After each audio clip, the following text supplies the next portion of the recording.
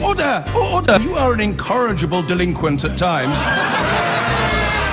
Behave yourself, man!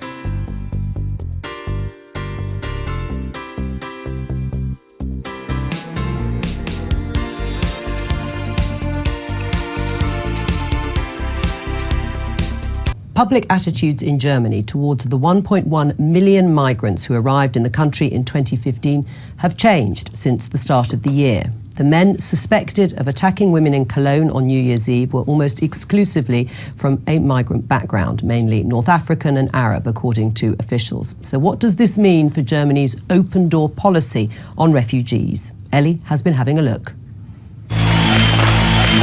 New Year's Eve in Germany.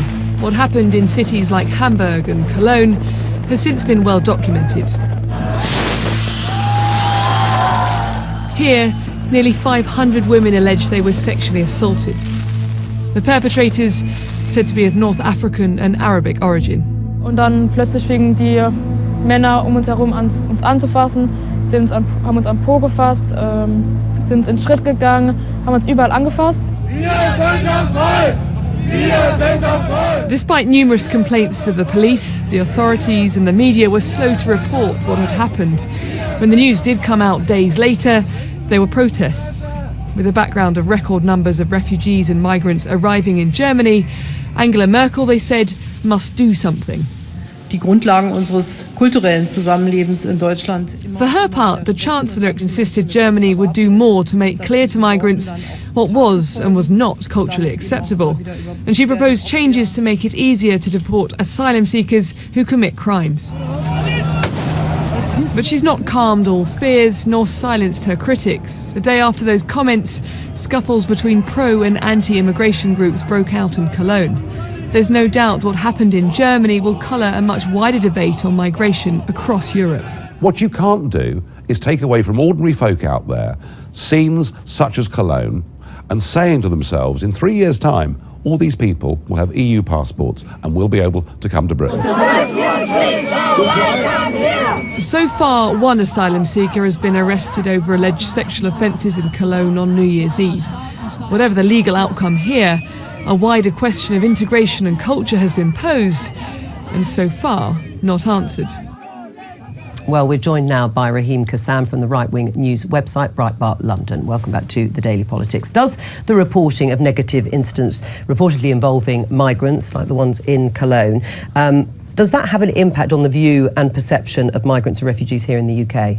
Yeah, I think it almost certainly does. It certainly had an overnight impact in Germany. When you look at the polls, the YouGov poll that came out, which showed that 46% were against the rate of migration in Germany, now 60% are against this rate. I think that's obviously going to have ramifications in Britain. We don't see ourselves as non-Europeans. Even Eurosceptics in this country realise that we are a part of Europe. They would just say that they don't want to be part of the European Union. So there's going to be big ramifications, actually. Right, but is that overnight change of opinion, as you see it, wrong? No, I've argued from the outset that actually you began the program, the segment on 1.1 million migrants. Actually, my sources in the European security services are telling me it's more like 1.5 million because they don't count overstayers. They can't count people that they don't know. No, my question was, is it wrong to have changed people to change their minds so dramatically as a result of a number of incidents in their general view towards migrants? No, I don't think so, because this is where these are where the warnings were originally anyway. It's just a case that at the beginning, at the forefront of this, those people weren't listening. Now they've actually had to see it, and these people have had to go through really bad situations for people to see this problem. I mean, there were warnings that countries like Germany wouldn't be able to cope from people from within Germany, that the open door policy towards refugees would lead to problems. So are you surprised by this change following the accusations of sexual assault by groups of migrants or refugees in Germany? These sexual assaults are obviously a bad thing, and no one is going to say otherwise, but I think it's been blown out of all proportion. I mean, I have a few months ago I had a 16-year-old boy murder another 16-year-old boy about half a mile from my parish, from my church.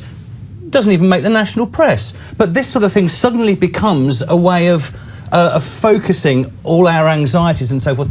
Yes, incorporating large numbers of people, and from my mind, the more the merrier, because they're being saved from a terrible situation in Syria and parts of North Africa and so forth, that we should celebrate that fact. And yes, it's going to be difficult, but actually I think we should absolutely have to be up for all the troubles that come. Because you're blaming an entire group of people for the actions of a few bad apples.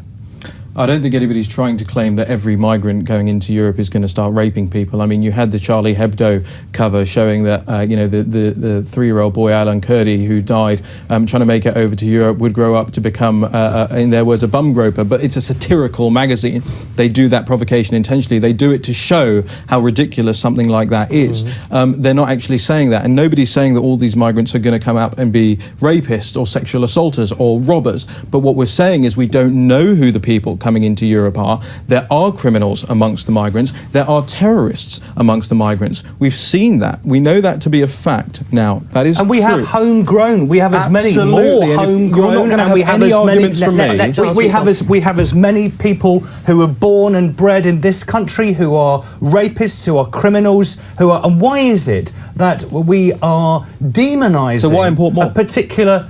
Because they're called the population in general. That's what they're called. I mean, these are not people who are. Why not proper background checks? Sorry? Why not proper background checks? Look, I don't think that's practical. And also, I have to say... So just let them all in? The people... Yes, I'm a let them all in. Just open the floodgates, Yes, let everyone in. No, I've got a yes. Uncle Tom Cobley and ISIS. I've just said yes. Why do you keep on saying ISIS like that? Why do you keep on presuming, cursing these people with that? They're running away from ISIS. They're running away from their bombs. They're running away from this war that we've done too much to stoke up and create. And actually, if we close the doors on them, we're doubling up on the moral... I didn't say close the door, by the way. I said proper background checks. There's a difference. Right, let me just ask you, though, one question. Do you think, Raheem, that there is a case of Islamophobia here that's sort of masquerading as anti-migrant or anti-refugee, using the sort of sentiments you're saying, actually, they're just anti-Islam? I have a big problem with the word Islamophobia. Being somebody who was raised in a Muslim family, having had anti-Muslim sentiment aimed at me, I have a problem with calling an anti-mass migration sentiment and actually weeding out. It's the same thing as you said. It's a few people in there that might be instinctively hateful towards Islam that you're tarring the whole anti-migration movement for those people. So it's the same thing. The same argument can be had back and forth. But conflating the two does the same sort of thing, doesn't it? I mean, in the end, isn't it going to be exploited by the far right and extremist movements? I think you're overestimating the reach of the far right now, especially in Germany. When you look at the Pegida movement, they have strict rules about what they are and are not allowed to do on their marches. When 5,000 people took to the streets in Dresden last night, they are not allowed to drink, they are not allowed to shout, and if they are doing those things, they are kicked out of the Pegida movement. Right. I mean, do you think that it is a little lazy and complacent if people do suggest that this is just Islamophobia? It is Islamophobia. I mean, what is Islamophobia? Any criticism of Islam? It's patently clear that the way in which people are being targeted and the language that's used about Islam and Muslims is clearly provocative, is clearly, and indeed through our government and the prevent strategy and all that sort of nonsense, it's targeting Muslims. It doesn't help. And what we've got to trust in this country is we've got to trust that the rule of law is blind to all that, is blind to that. That's how it should be, and we shouldn't be targeting Muslims. Refugees should be welcome. Thank you very much. I'm going to have to end it there.